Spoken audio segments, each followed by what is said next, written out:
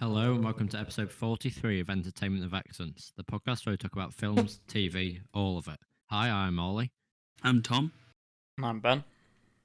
and today we're talking about the 2019 film Polar. This will contain spoilers.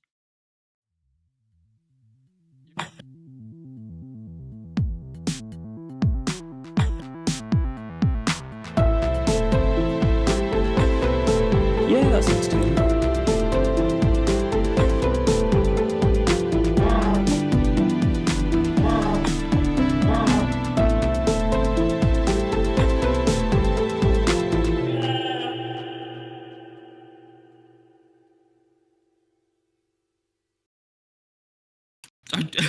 Okay, I'm going to do this with what's in my mouth. We're not sponsored, unfortunately. But, so, Polar. The plot is... Okay, I think I got this.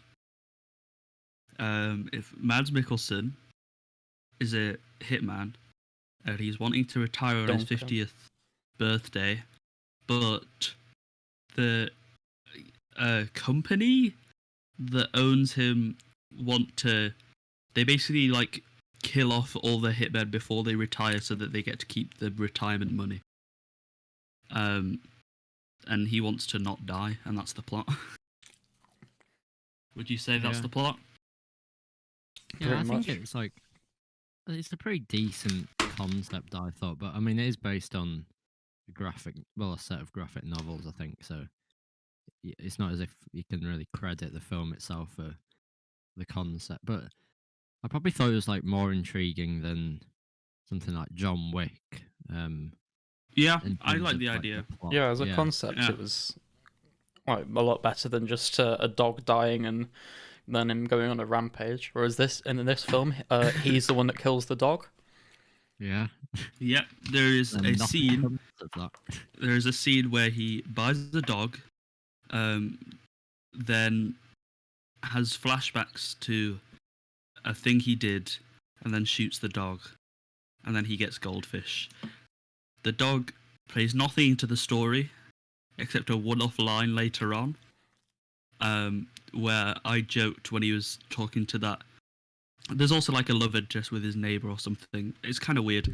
When he's talking to Camille, I was joking, like, is he gonna say that he just shot a dog once? And he does actually say, like, I used to have a dog. Like, yeah, for about 2 hours. Then you shot it and burned it on a bonfire along with, like, your book on how to care for dogs. I feel like page 1 of the book on how to care for your new dog probably said, don't shoot it. The thing with this film is, we just ended up, well, at least Thom and I did, I don't know about Ollie, but we just ended up predicting like so much of the plot. We're just been like, haha, what if he mentioned the dog? Haha. What if Camille's parents were killed by him? Haha, JK, unless. Yeah. And then it turns out that like all of our predictions just came true because the movie's just great like that, I guess. Yeah. I feel the plot was fairly predictable after that first bit, and I don't know what happened. It was just like the screenplay itself was really dodgy. Like a lot of the dialogue, like I remember Camille saying that her brother's hair smelt of little boy. I was like, right. That's an interesting smell. And then the boss lady that isn't the boss said, like, the road that you're on has no rainbow. Which I guess is that a known metaphor? But, like, I've never heard anyone say it before. Ollie, you're the English man. Unless it's an American thing. Yeah, I don't know what that is. I don't like. What did it mean? I would have thought it'd be like no escape, but the road you're on has no rainbow. All I could think of was like No Rainbow pot of Road for gold. Mario Kart. I don't know. I feel like the metaphor should have been there's no pot of gold at the end of your rainbow or something. Which I don't know. Yeah, I mean, I feel like the the script definitely had a lot of problems, but the main criticism I'd probably have would be the editing and like Oh, Yeah, just yeah, we sometimes the pacing was so inconsistent. Like I kind of the start, it was really fast paced, high octane, but I kind of it sort of that was the style it was going for. But then after that, it starts to it has this weird juxtaposition between um the stuff with Mads Mikkelsen himself. That bit's like really slow paced when he's with his neighbor, but then it cuts to these people hunting him down, and those scenes last about 1 minute and don't really seem to advance.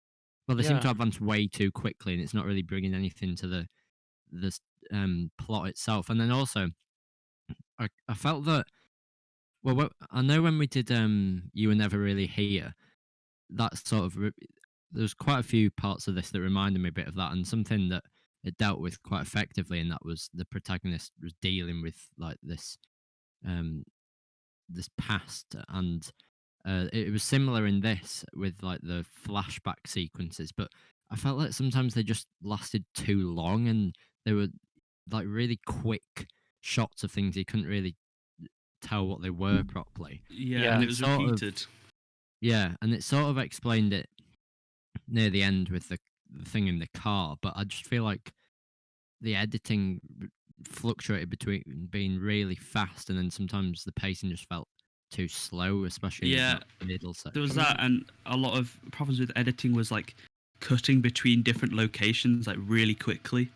Oh yeah. And a Yeah. lot of times it didn't matter. Like I remember it being it was something like Mads Mikkelsen in his house, and then it cuts to Camille or something like crying, and then it just cuts back to Mads Mikkelsen. And it's like, well, we didn't need that Yeah, I because think at that point we'd already found out like about her traumatic past and all the awful things she's dealt with. So it's like, yeah, we get that now. well, except And that it we didn't really didn't add find- anything, and there's a lot of moments like that where it just cuts to something random for about 20 seconds, then cuts away again, and it can be disorientating because you go between loads of different locations, and also it's just a lot of it wasn't necessary, so you could have just cut out a load of the fluff.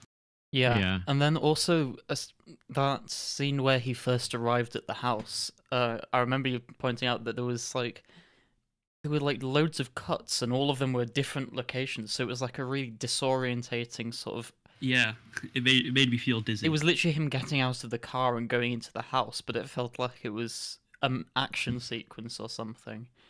Well, no, it was more the fact that like it felt like it was, it would go from one angle and then like the other side of him, and you could never and then it would cut to a different angle, where it felt like there were 5 different cameramen standing around him, and they just cut between them at random. Yeah. So you had no idea where anything was orientated, and yeah, that made me feel dizzy.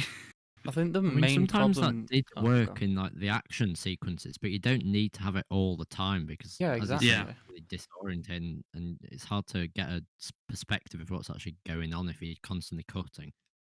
Yeah.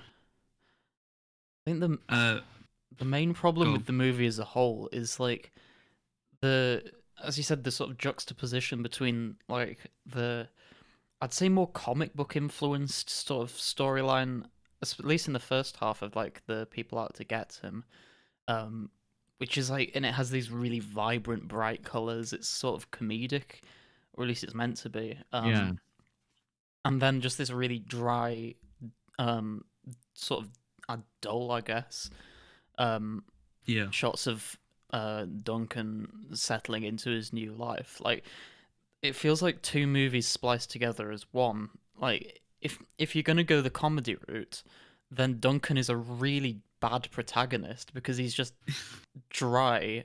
No, he's not funny whatsoever. He's not really got much character, to be honest. I felt like Mads Apart from when he Mikkelsen fell was through just- that table near the end. Yeah, I feels like Mads Mikkelsen was just tired the whole film. But or you could go the sort of more gritty, dry route, which it tried to sort of switch towards at the end.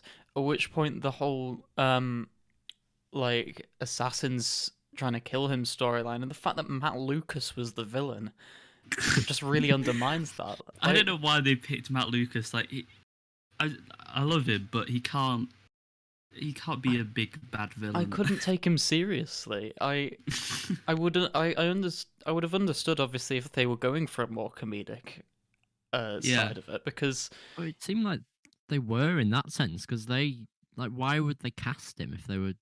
Because they were trying to blend, as you were saying, like that weird comedy aspects with all like the really dark and gritty stuff, which I actually thought worked better. But it was so jarring when the next shot would be all these vibrant colours and all this. Sort of, I felt like, they're really. Oh, the saturated colours, they look so awful. They were so garish and hurt my eyes. But all those scenes as well felt like what everyone... It's like all the parts that people complain about Tarantino movies. Yeah. It's like, me and Ben would say it's like a 14-year-old boy just watched a Tarantino film for the first time and then decided to direct his own movie. Yeah. And it's not even like they tried draw to comparisons a bit to 2003 Hulk with like the comic book style. Oh, this what? Yeah, I was saying like if they do one more zoom and then swipe cut, I will. Yeah. The swipe punch the cuts, screen. like overly loud, sort of dramatic special effects. Yeah, the sound effects were like really over the top. Like, one moment was when it's still supposed to be the dark and gritty bit, like some guy steps in a pool of blood and it goes properly like really loud squelch. It's like, did you really need that? And a lot of times it felt like it tried to be stylistic and didn't work. Like that bit where they're interrogating his accountant or something, and then at the end, like they shoot him to the like crescendo of the music. Except I hadn't actually noticed the music was even there at first. So it's like they tried to get the payoff without any build-up. Yeah. I was like, ugh. That just annoyed me. At the start of the film, the very opening shots, they sort of introduced each character with this comic book style, like, insert of their name, and it was... Yeah, why did it do that? I felt it right. I don't know why it didn't work here, but like in another film it could have worked well. It's just there were so many people, and it wasn't clear whether these were like the main characters or not. So whether you're actually meant to be they weren't even that track important, of all those and names. you didn't really need to know their names. The only one I remember is Alexei. It works better in something like, I can't think of any movies that do it, but like the Borderlands series, if you run into a major character or a boss, it'll come up with that kind of title thing and then have a like witty remark to do with them, so you kind of get an idea of the character and a joke at the same time. But this was just like show their names in a really difficult to read font. But then, like, at the same time, the only character they didn't do it for was, like, Camille, who was pretty integral to the plot. Like, you didn't know her name until, like, it's mentioned once, wasn't it? Yeah, once. Because Ben was like, oh, that's her name. It's the first time it's been mentioned. Oh, yeah. It was so stupid. Yeah, I feel like the comic book style way of introducing people could have worked if they had sort of kept it up and been a bit more consistent. And also, I just felt like the whole subplot of the people focusing on the perspective of the people trying to track him down and kill him was really, I wasn't engaged in that at all, and it just felt really out of place with, well, as you were saying about like the tonal inconsistencies, it sort of just, I don't know, it sort of just diminished the whole quality of the film, because if they'd have focused on just Mads Mikkelson, well, I'd said that would sort of improve it, but at the same time, it kind of felt like they were running out of plot with what they had anyway with him, despite the fact that it's based on, I'm not sure how many graphic novels, but there must be a decent bit of source. I think it's only material. one. I feel like they were trying to drag out a 1 hour, 20-minute movie. And, like, because the whole point was he had, like, 6 residences or somewhere, and they were having to, like, try and find him at each one, and then they couldn't find him, so they had to go to, like, the address of his bank, which got into that, like, that town up north, like. But you could have just shown maybe one, and then been like the final one, and just been like, he's not at any of his addresses, and then. Yeah. But then equally, that would have just like meant that the whole plot of him settling into his new life is just boring and drags on. Like, Yeah. 'Cause I kind of like the stuff they did with him and Camille, and like the twist at the end, although it was quite predictable that quite. I did kind of like that, but I feel like I don't know. They should have just chosen one way or another to what to focus on, Well, rather the than trying problem to with blend these two genres that don't really fit together very well. the problem with the twist at the end is there was no foreshadowing whatsoever, because you see a lot of like shots of Camille crying and like having symptoms of trauma, and you have a shot where you have a scene where she's explaining to Duncan like about working in the library as a Santa Claus helper, and I think it's implied that he either beats her or rapes her or mixture of the both. So you kind of assume that that's her whole trauma throughout the whole film, and you know when he's trying to give her gun lessons, that's why she can't hold the gun. But at the very end, it's revealed just with no foreshadowing whatsoever, apart from like the same like 20-second flashback from Duncan's perspective.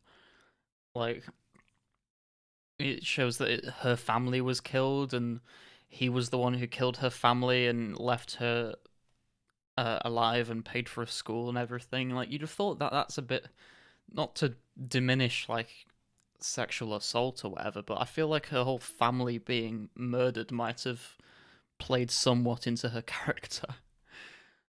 Well, I guess that's what it's supposed to be at the end, but it's more strange that the whole time, like, she knew that he'd murdered her family, but was still, like... It's, like... doing the romance thing. I don't understand what the point was. It just... Like, she seemed absolutely fine with him.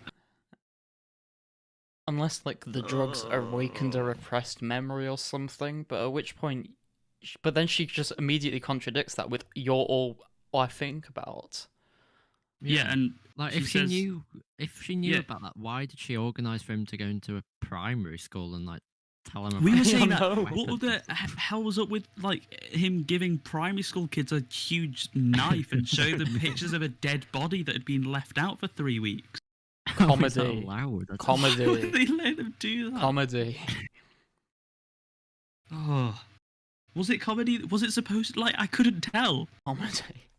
Because he was such a dark character who really didn't have that much dialogue, and I'm sure we'll come on to it, but I did really enjoy Mads Mikkelsen's performance in this role, and I think he did the best with what he could have in like playing this sort of dark character who's obviously experienced trauma and a sense of regret, but at the same time that's just the way he is. But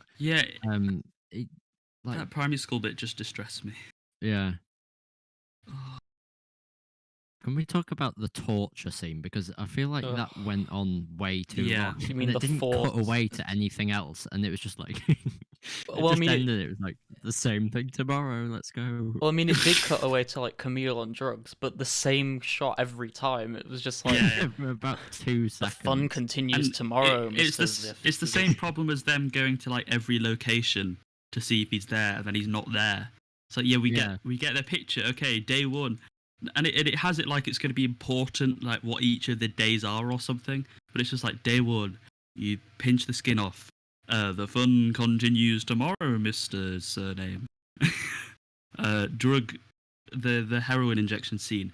Day 2, pinch some skin off. The fun continues tomorrow, Mr. Surname. Drug scene. Day 3, pinch skin off. It's like, I'm so bored. This torture scene has got me bored. That's not supposed to happen. I know. It's supposed to be awful and gross. Why am I bored? And that was also one of the things where it did still go like really overboard with violence and stuff. And it's like, come on, even Tarantino, like Reservoir Dogs, you know, he pans away from slicing off the guy's ear. That was really A uncomfortable. lot of times in this, it was like just really awful. Like, I get the use of violence in action scenes where, you know, the most often one I think of is when, like, usually once per action film, they'll break someone's arm or something, and you go like, oh. But it's still kind of, even though it's gross, it's still kind of cool. But in this, I just felt disgusted between, like, by breaking like every action arm scene. and like pinching skin off and blowing brains out every 2 seconds, and like, because if you're breaking someone's arm, you're gonna wince, but it's not gory. Like, Yeah. and also, like, there's obviously a place for gore in films, but this is just there's just so much. It doesn't serve the plot. It just felt like and a not even the style. It's just boy. like, it's like, are you just making me want to throw up? Yeah, because you can do it in a cool way. Like, if you think of this was doing like the really over the top CGI blood stuff, and they do that in John Wick, but you know, in that it's like quite slick, and it just seems to work better. Yeah, I don't know. I can't think of what it is that changed it. Yeah, and but I definitely felt that way with the torture scene. But at the same time, there were a couple of action sequences in this that I quite enjoyed, like the one where they're trying to, when he's in his house and they've got the sniper on him, and then he sort of sneaks up on all of them. Yeah, that one's all right. And the one in the corridor with where they actually do an interesting thing with an act. Those two are good because they do interesting things with the action scenes. So the first one is with him with a sniper. It's got infrared vision, so they use flares to cover that up. Yeah. But then he sees someone's like breath behind a fridge. So that's an interesting way to solve a problem, which is what you want in action scenes. And then the tunnel, you know, he chucks a fire extinguisher and shoots it to kind of obscure vision. And what it is now that makes action scenes cool is like creative set pieces, or, you know, but they don't even have to be big, just interesting ideas where you go like, oh, that's a cool thing that an experienced hitman would do. Yeah. But then at the same time, you've got that was alright. The scene where he's got like all those guns that he controls with those gloves on his hand, and when he goes and buys all that equipment, I felt like that sequence was really rushed, so it didn't really. Yeah. It wasn't really that much of a payoff because they didn't really build up towards it that much.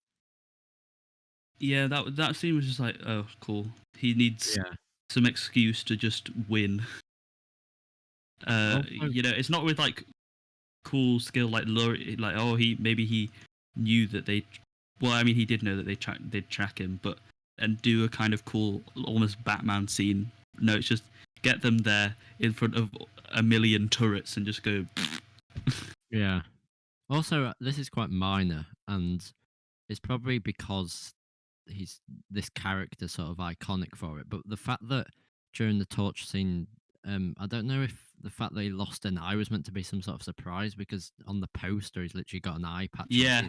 Waiting the whole time for that to happen, and it happens in probably the last half an hour or something. And it kind of, you know, like in when Thor Ragnarok came out and they changed all the trailers and stuff for that, so it made it look like he had an eye, but then he actually doesn't have an eye in that point in the film. I guess that's a spoiler for Thor Ragnarok, but it just felt like I was waiting for that to happen the whole time, so it wasn't really that suspenseful. Yeah, that was like cool. Yeah, I was like, oh, he's lost the eye now. Yeah. That was the only interesting thing that happened in the torture scene. And a bit of knife breaking off. It's just, you know, I kind of like, and also it looked like it was going to have neon colors and stuff on the posters, you know, and I really like Drive, which is a stylistic action film with neon, and also it's very violent, but that's done well. And yeah, I don't know, this film, it just felt like a poor attempt at trying to do that kind of like Drive and also Tarantino style. So it's just one of those films where I was like, I could like this, but if it was better, it's not good. Yeah. I didn't hate it. I didn't hate it. It wasn't like a waste Ollie of asked 2 me hours. what I thought, and I said, and I stand by that.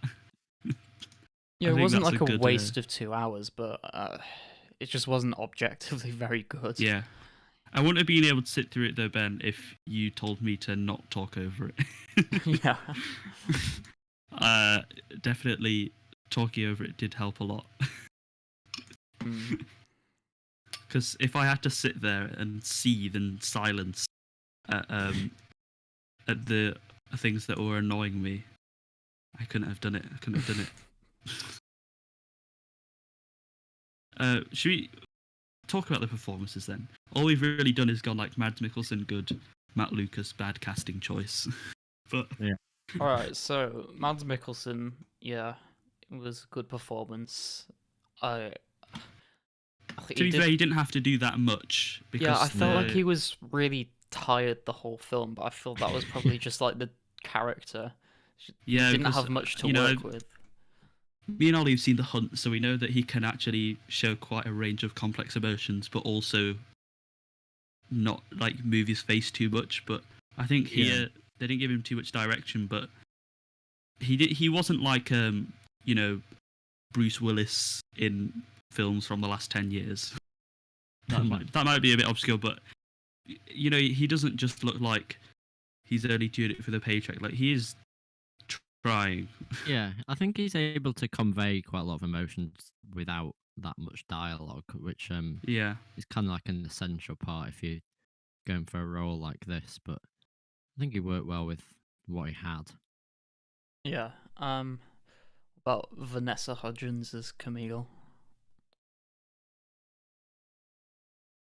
I just kind of feel like that character wasn't really explored in the amount of depth I'd have liked it to be, because she was quite integral to the plot, but at the same time, you didn't really get to know that much about her, just because I don't know if it was just me, but it's probably just the fact that I just think that the pacing sort of played into that, and the fact that when he's kidnapped and tortured, it feels like he's really motivated by her, but at the same time you don't really understand why. And looking at it from her perspective, you don't really understand why she's trying to build up that relationship, unless it's sort of she's being vindictive. But it doesn't. It's kind of weird the way that it's definitely not anything to do with the actor, but I just wasn't a massive fan of how they handled that character. Yeah, again, it's like the actress did the best with what she could, but she was not given very much. I found towards the end, like the final scene, like it was annoying that it hadn't been foreshadowed really, but she did a good job with like expressing like the complex emotions with like dealing with the person who traumatized her, and like the way she like broke down with the gun earlier in the film. I quite like that. It's mainly the writer's fault that kind of left that character undeveloped, which was a bit annoying. Yeah, and then as for the people that are tracking him down, I think they all sort of felt like caricatures, and just group them all together. Yeah, they were caricatures, except I couldn't even tell what caricatures they were. I mean, like they were acted over the top and everything, but you don't really get to see what each of them are supposed to be. Like I know one of them was the drug addict, and that's it. One of them was like on the toilet, and like the dry humor one, I think. But like maybe I don't know. Cindy was a bit promiscuous. Yeah. I'm just thinking back to that, like the scene where Cindy is supposed to like bait the pervert Duncan into oh wait, yeah, you know, getting shot, and like that sex scene goes on for so long, and it's like there's literally, you don't need it to go on this long. It felt like it was just doing it to be gratuitous, and you're like, I don't need this. It's like the torture scene again. It's like, just come on, move on. I'm getting worse bored. than the torture scene. Yeah. And then the setup for that, where like he's driving on the road and she's just like, do I look like a mechanic to you? It's like feels like a bad porn plot line. It's Well, I guess it was supposed to be. yeah, but like, But I don't understand why he, like, it's never explained why he does pick her up and because say woman, about like helping her out. But no, but because he it just confuses me. Like, was he waiting for them to come and kill him so that he could get? I don't know. It just this film just annoys me. I'm annoyed. Yeah. I've changed my feeling. My new feeling, Ollie, is I'm annoyed. But it's just like he's really dark, and then they're really sort of embracing this flamboyant style which they kind of do with a lot of the action and stuff. But it just seems like those two characters are the polar opposites. Maybe that's what. oh, it's the title of the film. That's why it's funny. Ollie, Whoa! you got it. Why is it called Polar? Was the company called Polar? Because I saw a P. No, it wasn't. It On was the called sheets. Damascus. Oh, sorry, Oh. Damocles. So, Um, whatever. Speaking of flamboyance, let's talk about Matt Lucas.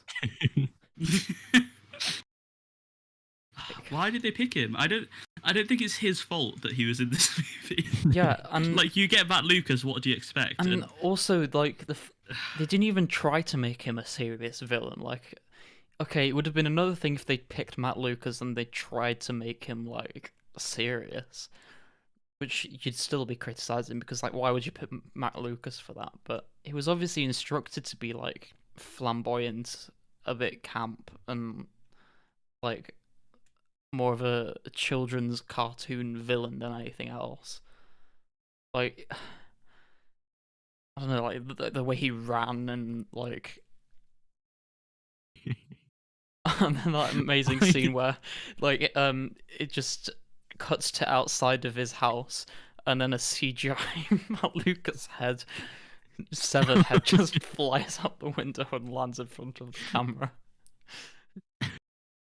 But I saw him in the cast list when I started watching. I was like, surely he's going to be some sort of minor role, like a bit of a cameo. But he's the main villain. Like, Yeah. what? Why? Yeah, like when I didn't look at the cast beforehand, Ollie just sent to our group chat and was like, Matt Lucas is in it. I figured it'd just be like a minor character because even in like a gritty film, like maybe you could get away with like a more comedic minor role from someone like Matt Lucas, but Yeah, the when villain- it started to have like the hidden villain thing, I was like, oh, is this going to be Matt Lucas? Joke. And it was Matt Lucas.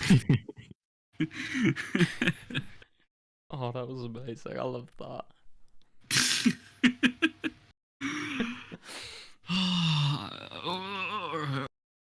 And then I'll rage quietly. Go on. okay, and then one last criticism I have of like the characters, I guess, given we've kind of moved on from the actors a little bit. Like, there's two characters especially where they just appear kind of for the plot's convenience, and they obviously have history with Duncan, but you don't know what. So the first one's this old man, which you kind of assume was his mentor, but it turns out that he like betrayed him and something, but it's just Oh yeah, it takes you a while to like Who was figure that? out that that that must the have guy been in his the bar? mentor, yeah. or maybe his father. I don't know. What was No, that? no, it wasn't his. It was just some other hitman, right? Because he said that they tried to kill him as well, but then he got out. But then he's still working for them. That doesn't make any sense. Yeah, And then there was like And then the there was random woman that patches up Mads Mikkelson, and Ben's like, "Who is this random woman? Is she going to turn out to be his ex or something?" and I think it's And hinted. And then it turned out that she was his ex. like, turns up on a doorstep, takes a load of guns, crashes her table, and then never talks to her again. Like, Yeah. He does properly fall face first into the table. best scene of the It film. was so don't at funny. me. It's just I don't know how you could have done this. Like, this is one of those criticisms where I don't really know how you could have done that scene better. But like, I just can't help but feel that the way that she just turned up and you have to put the pieces together that she was his ex was just annoying. It's like, who is this person? Why is he on her doorstep? Why is she so much younger than him?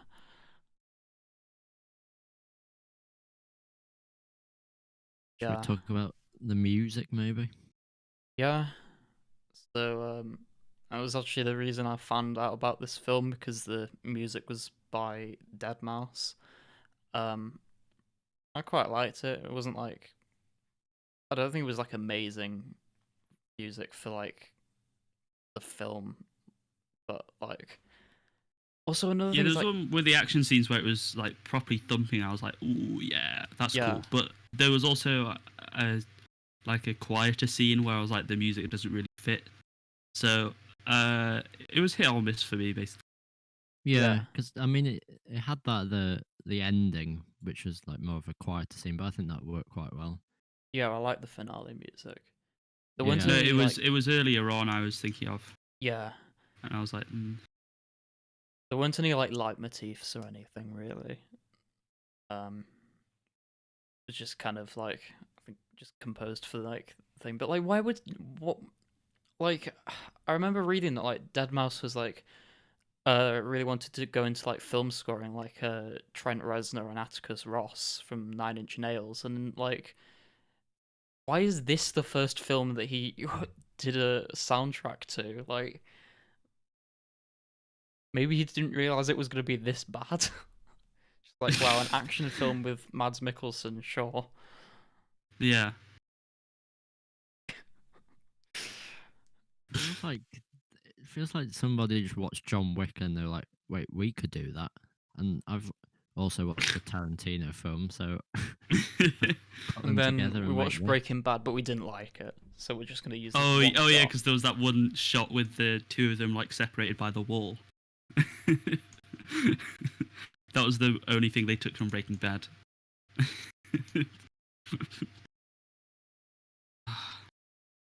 I mean, I don't think it deserves. Like, if you look at some of the critic reviews, people are giving it like a 0, saying it's not tolerable at all. Yeah, I think it's somewhere between the user score and the critic reviews, basically. Yeah, I think the user score on IMDb, which is 6.3, I think that's a little high, but I think that's definitely too high. like the top user review is great film, especially the scenes without Matt Lucas. Yeah, I said that. I thought that was pretty funny. 10 out of 10. Like, Oh, no, this you is don't need that. interesting. The runtime is 118 minutes, but for the mainland China censored version, Oh, I saw 97 Yeah. minutes. I saw that. I'd prefer to watch that because Like, what? Is that Maybe just it's got no better violence, pacing. no sex? Oh wait, no, you wouldn't have a movie. yeah, for the torture scene, please. I feel like I could just do a cut of this film with the stuff that's available, and like, just by cutting out like 3 of the torture scenes, most of that like sex scene, like all of the shots that just don't add anything, you can just bring it down to like an hour Yeah. and 20 minutes, and like, you know, you wouldn't fix any of the writing problems, but you'd make it a bit better. yeah. Have we gone on about this long enough? Yeah. I don't want to talk about it anymore. Yes. Cool. Rating time. Yeah. Well, I mean, we did.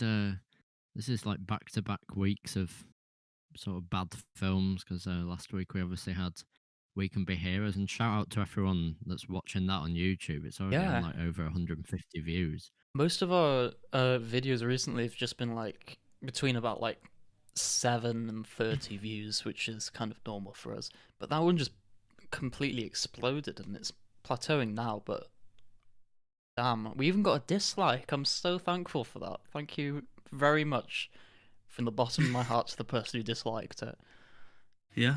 helping us with the algorithm. Cool. So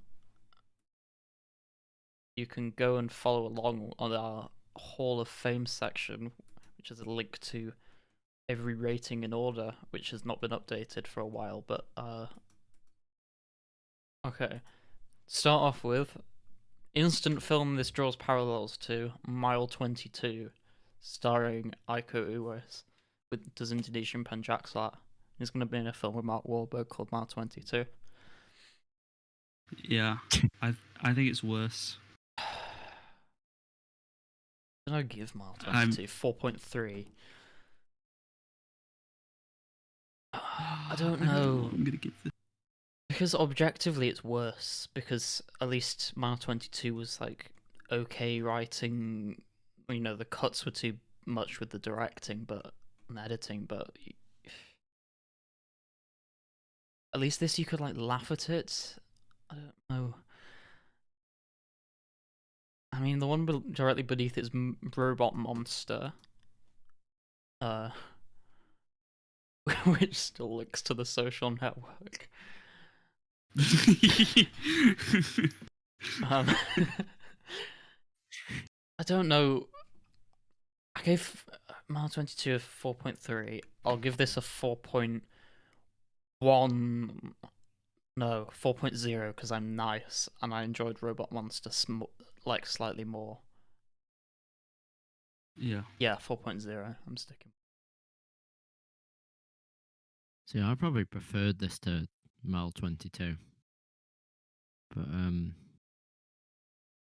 I think that's probably just because I can barely remember Mile 22 at all. Yeah. So it hasn't left the biggest impression on me. But looking at my review of Mile 22, I give it 4.7. So this might be quite a big difference if I'm judging it on that. Oh. So I guess I'll have to give it 4.8. Oh. Well, I definitely thought it was worse than Mile 22, and to be honest, like, I'm thinking of putting it on the same level as Left Behind because Oh. I would rather watch Left Behind again than watch this again. But I think this was a bit better made. I'm gonna give it a 3, which is what I gave Left Behind. That's probably our biggest spread ever, but yeah, I'm giving it a 3. I wasn't sure, but then Ollie gave it a 4.8, and I was like, nope. Yeah, 3. We're averaging on 3.9. Damn. Finally filling up that lower section and bringing our median rating down from like 7.5. Just off the top of my head, I think it's that. Well, it's time for submission spotlight, and as always, we don't have anything. So, if for any chance there's anyone out here listening, send in your work now. Short film, like a story, a novel, music. I feel like we could maybe do art or something, although it might not be the best because we're an audio podcast. You know, do send them in because they'll be better than Polar and Mile 22. But probably not Left Behind. Left Behind is a masterpiece. But yeah, you can contact us on our website, which is entertainmentofexcellence.weebly.com, or follow us on social media. Twitter and Instagram is @ERVpodcast. Yeah, you can direct message us, leave a comment. You know, we'd love to hear from you. Come, please. We don't want to keep saying the same thing every episode. And with that, I believe it is time for recommendations. I've got a more silly, still violent action film as a substitute to this. So I watched Blade, which is about the part vampire hunter with Wesley Snipes, and I think the action's just like cooler. It's more creative because it's like new ways of killing vampires. You get to have like exploding vampire blood and shotguns that shoot out like silver stakes and stuff, and a sword that is coated in something that vampires don't like. I can't remember, but yeah, that's like way more fun than this. So go watch Blade instead, and that's also a comic book movie. Damn. So there you go. Well, Nice. I have a recommendation this week. Oh, I know it's groundbreaking. Okay, so it is the film Gerald's Game, which is based on the Stephen King novel of the same name. It was groovy. I liked it. It's directed by the same guy who did Haunting of Hill House and Bly Manor, Mike Flanagan. It was 2017, so it was a year before Hill House, and annoyingly, it still has some of the same cast as like the other two. Yeah, I've just noticed it's the same cast. Yes, it's got Henry Thomas as the dad and the E.T. kid Carlo again. Gugino. Apparently, he's in a fourth one of his works, and I'm like, oh. It also has Theo and the mother from Hill House as well. In one of the flashback scenes, I think one of the kids might have been Nell, but don't quote me on that. Yeah, basically, so not much like. So the premise is pretty simple. Like, a couple engaging in some activities, and it goes wrong, and basically it's the psychological breakdown of the main character, as she struggles to like escape, and sort of like flashes back to some of her traumas and how that influences, and it's got it's about whether it's paranormal or whether things are actually happening. It's not like the greatest horror movie I've ever seen, but it was good. It was atmospheric. I was on the edge of my seat for a lot of it. I was like, oh, come on, you need to get out there, do it now. Some cool cinematography, especially with like an eclipse that plays a major role throughout the film. And yeah, go and watch it. It is on Netflix. Yeah, because I remember seeing about the film, because I knew about the book and I knew the premise was like, the woman husband falling and dying, so she gets like trapped and handcuffed to the bed. But I thought it was all like stuff in her head and about her going in. So I didn't know if it would work as a film. Yeah, so maybe I should check it out. I mean, some people. It sounds like kind of similar to Misery in that, like Yeah. being debilitated and trapped in a room. I guess Stephen King loves that. The thing is, right, weirdo. all of the reviews on IMDb are like the pacing's too slow. It was boring, but I don't know if it was just me, but I found it was like good, if not like maybe on the faster side of anything. So I don't know. You might have a different opinion to it than me. So go watch it and send in your comments now, right now. Because Please. Stephen King is good at like psychological stuff that sometimes maybe doesn't translate too well in terms of a film. But Yeah, I've read a bit of the book, but I just sort of stopped for whatever reason.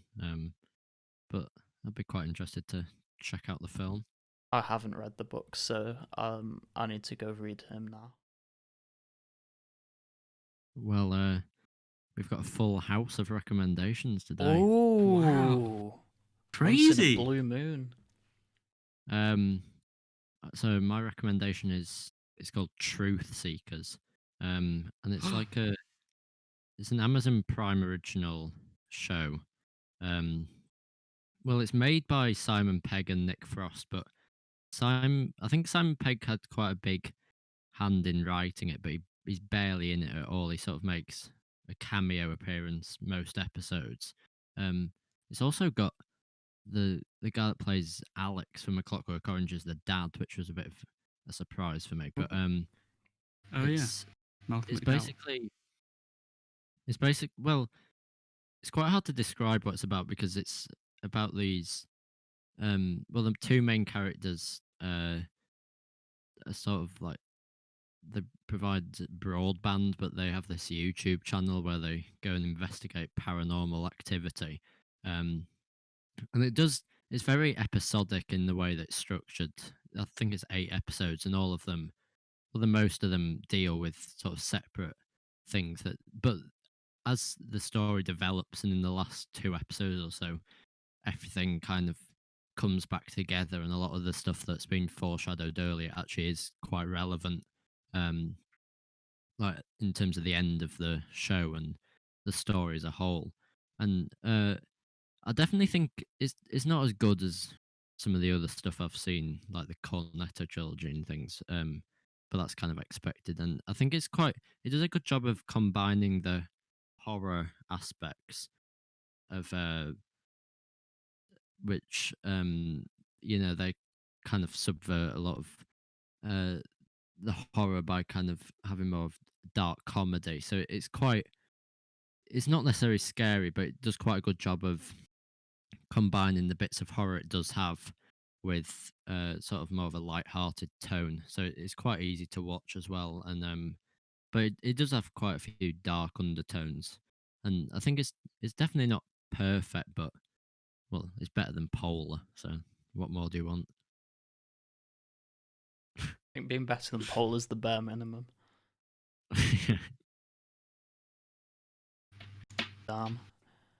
Oh, Damn. so we're finishing early? Damn. Has anyone else got anything to say?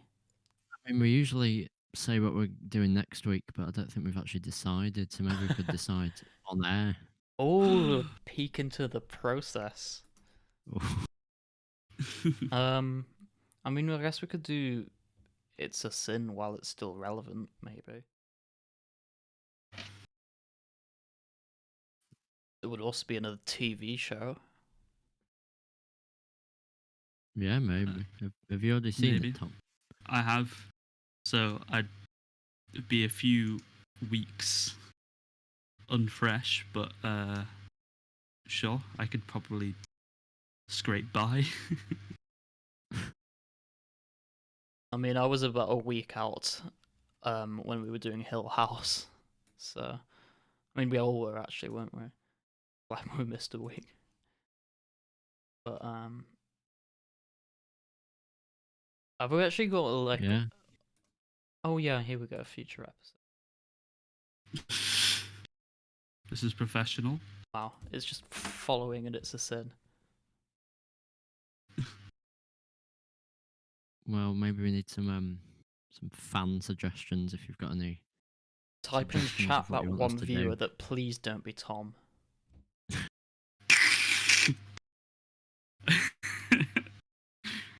I'm gonna have to join.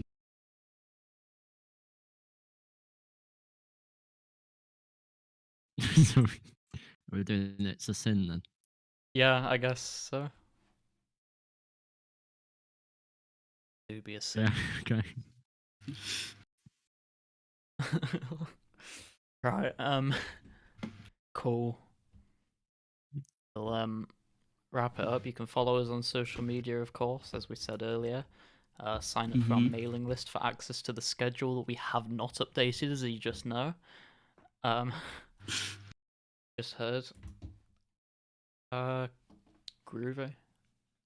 Thanks for listening. Let's hope this episode does as well as We Can Be Heroes. Yeah. And hopefully It's a Sin won't be bad, so we won't have a trilogy of bad stuff. It's not bad. I've seen it. I can tell you now. Damn, that is good. I'm from the future.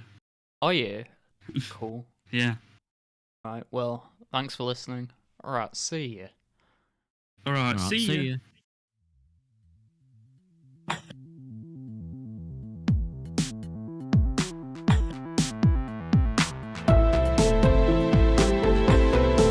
Yeah, that sounds good.